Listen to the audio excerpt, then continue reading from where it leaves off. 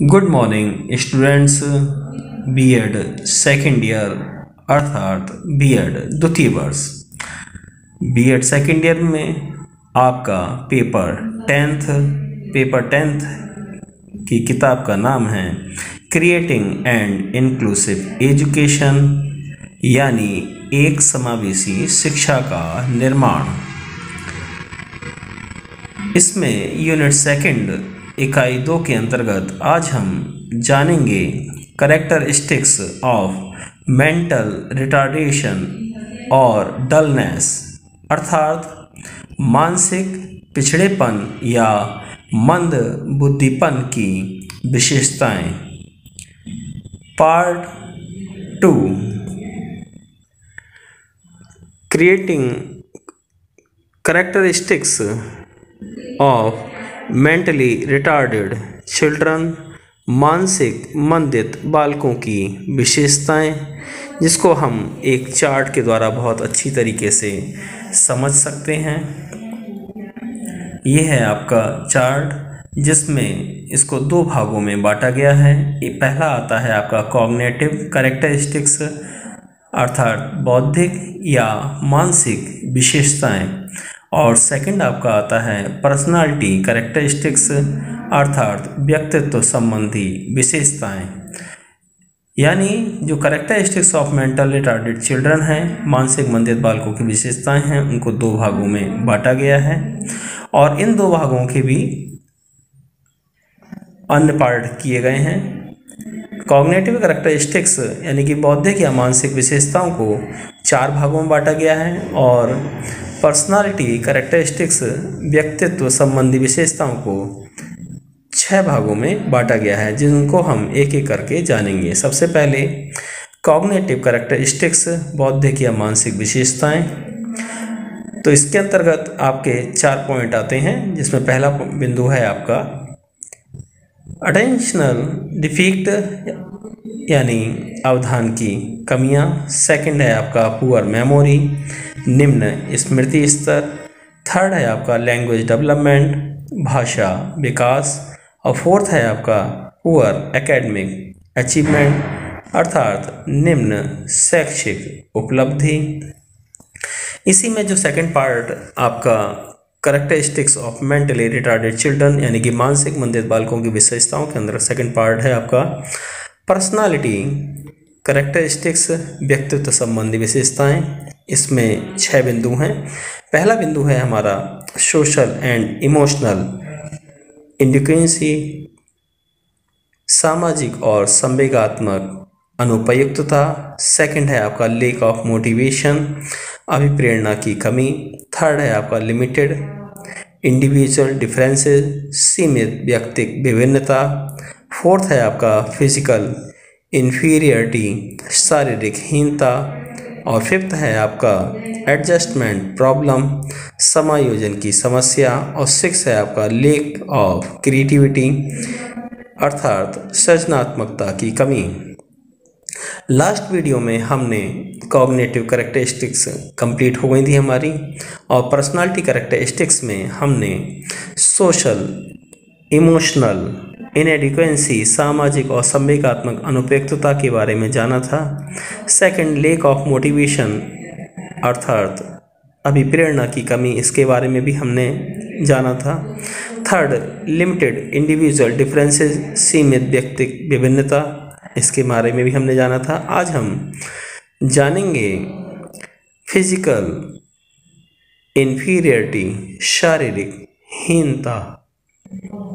Physical inferiority, शारीरिक हीनता। The body of children with mental retardation gets distorted. Children with mental retardation have less ability to face physical diseases. A child with a retarded is physically unformed, such as deformity of nose, ears, hands, feet, and abdomen is found. Children with mental retardation have lower physical development than normal children. But it is not necessary that the child who is physically deformed will be brainless, अर्थात शारीरिक हीनता। मानसिक रूप से जो मंद बुद्धि वाले जो बालक हैं उनका शरीर विकृत हो जाता है। उनका शरीर सामान्य बालकों की तरह सुदृढ़, चुस्त फुस्त, फुर्तीला नहीं होता है, बल्कि उनका शरीर विकृत हो जाता है। शारीरिक रोगों का सामना करने की उनकी क्षमता बहुत कम हो जाती है। उन्हें कोई ना कोई बीमारी लगी रहती है क्योंकि उनका शरीर बड़ा कमज़ोर होता है। मंद बुद्धि वाले जो मानसिक रूप से जो बालक हैं उनका प्रायः शारीरिक रूप भी बड़ा बेढोल हो जाता है। किसी बालक की नाक टेढ़ी हो जाती है या नाक अजीब तरीके की हो जाती है, उनके हाथ भी अजीब तरीके के हो जाते हैं। किसी का छोटा होता है या किसी का बड़ा हाथ हो जाता है, सिकुड़ जाता है हाथ। पैरों का आकार भी उनका अजीब हो जाता है, काफ़ी अंतर पड़ जाता है क्योंकि उन्हें विभिन्न प्रकार के रोग लगे रहते हैं। पेट का भी उनका विकृत हो जाता है। उनका पेट की आकृति जो सही होनी चाहिए वो भी बेढोल हो जाता है।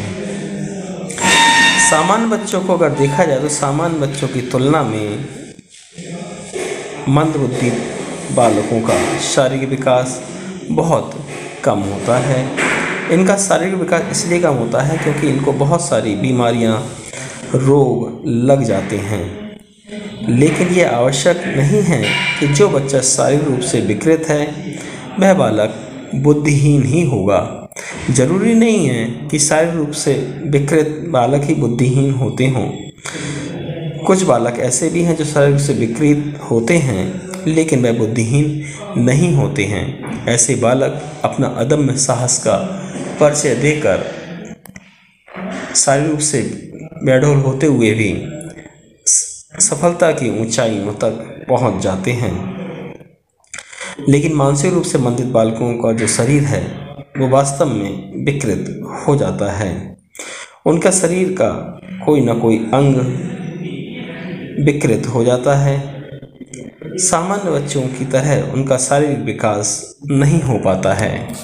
बहुत ज़्यादा उन्हें दिक्कत, परेशानी, समस्याओं का सामना करना पड़ता है। नेक्स्ट पॉइंट आता है हमारा एडजस्टमेंट प्रॉब्लम, समायोजन की समस्या। Adjustment problem. Children with mental retardation feel helpless and inferior in spirit. Children with mental retardation have to face various problems related to their family and environment. Children with mental retardation have less ability to adjust themselves according to circumstances. Children with mental retardation do not like to play with other children of the society. The result of this is the qualities of society are not developed in the children and inferiority complex develop. अर्थात समायोजन की समस्या।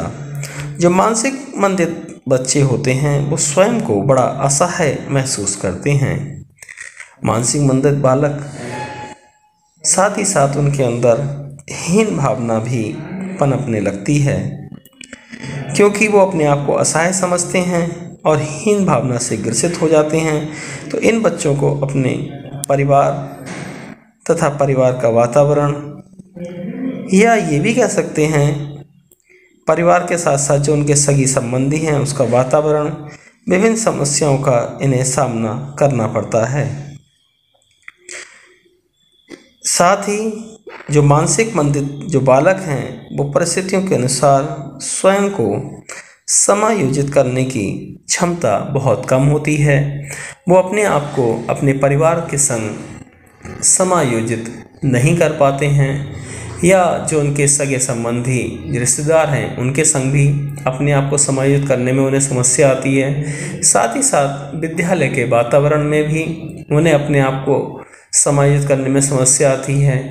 साथ ही साथ अगर वो समाज में अपने हम उम्र बालकों के संग खेल रहे हैं या कहीं पर समाज में जा रहे हैं तो वहाँ पर भी वो अपने आप को एडजस्टमेंट या समायोजन नहीं कर पाते हैं। इस चीज़ का उन्हें बड़ा हीन भावना आने लगती है। मानसिक मंदित जो बालक हैं उनकी परिस्थितियों के अनुसार स्वयं को समायोजित करने की क्षमता कम होती है। मानसिक मंदित बालक समाज के दूसरे बच्चों के साथ खेलना भी पसंद नहीं करते हैं, जिसका परिणाम ये होता है कि बालक में सामाजिकता के गुणों का विकास नहीं हो पाता है, क्योंकि जब वो बालक अपने हम उम्र बालकों के संग उठना बैठना खेलना कूदना नहीं करते हैं, केवल एकांत में रहना पसंद करते हैं, हीन भावना से ग्रसित हो जाते हैं और अपने आप को वो असहाय महसूस करते हैं, जिससे उनका जो शारीरिक सामाजिक समस्याओं से उनका सामना पड़ता है, पारिवारिक समस्याओं से उनका सामना करना पड़ता है, वातावरण संबंधी समस्याओं से उन्हें सामना करना पड़ता है और उनके अंदर हीन भावना पैदा हो जाती है। अगला पॉइंट हमारा आता है लेक ऑफ क्रिएटिविटी, सृजनात्मकता की कमी। Children with mental retardation lack creativity. Due to limited attention, the mentally retarded children also lack in interest and aptitude. Children with mental retardation are able to demonstrate their interest in any task. Creativity refers to the creation of something new, and the lack of abstract thinking is found in children with mental retardation। अर्थात सृजनात्मकता की कमी।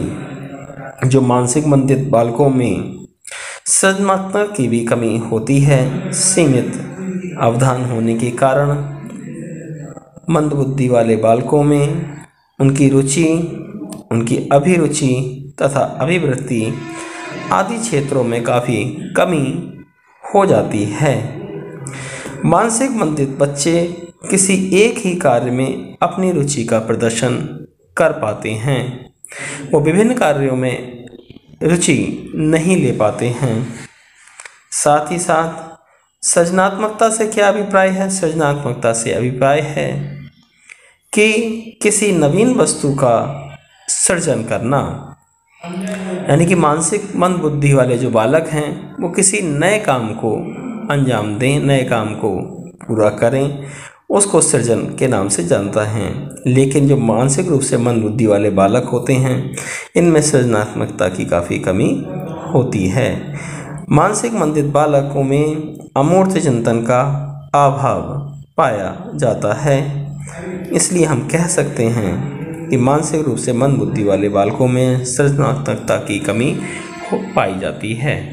इसके अलावा भी इन बालकों में और भी विशेषताएं पाई जाती हैं, जैसे अनैतिकता और अपराध की ओर झुकाव, प्रयोग की दोषपूर्ण आदतें, मौलिकता का अभाव, सामान्यीकरण करने की संबंधी अयोग्यता, धीमी प्रतिक्रियाएं, लघु अवधान विस्तार, सीमित और साधारण रुचियां और निरंतर अस्वस्थता, संवेगात्मक अस्थिरता का होना, शारीरिक रूप से भी हीन होना, स्कूल की शिक्षा की कमी के परिणाम स्वरूप उसका सामाजिक और संवेगात्मक कुसमायोजन हो जाता है।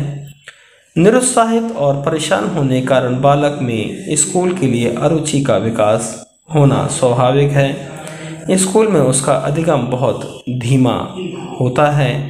इस प्रकार से ये बहुत सारी विशेषताएं हैं। Thanks for watching. धन्यवाद।